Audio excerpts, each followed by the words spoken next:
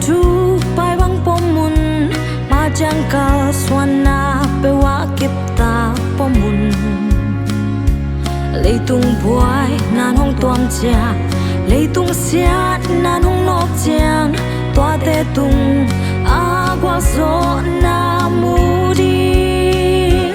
vấn đề tiếng ngô tung lệ zoa kipa na lệ ang tan na tung pasian lệ agam zai nang nên tang na siang thô ta kiến khó vác băng in tang khia un khasi lệ bol pia đi tai com sim thế lai mal hong hi un vấn đề ngô nan nu na pa thu mang un la sa ta kun toin pasian de na le Christian ngei na leitunga nun tang na nuam chidam na le khan sao na thu phanam kim pasian in koi hi von de teng o tu le zua kipa na le ang tan na tung pasian le agam sai nang nun tang na siang tho ta kin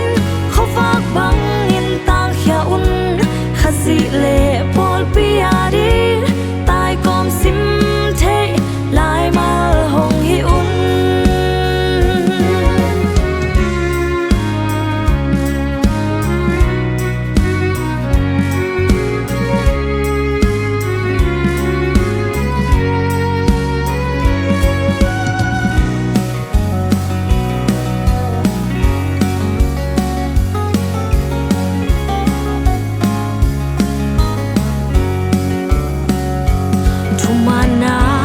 chi tang na kha swang ei pe ma ke un lung tang tung gel un la na ngong wa opun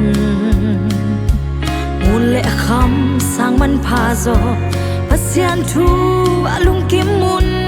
toy nun ta ton tung na a hi von dei teng o tu le zua ki pa na le ang tan na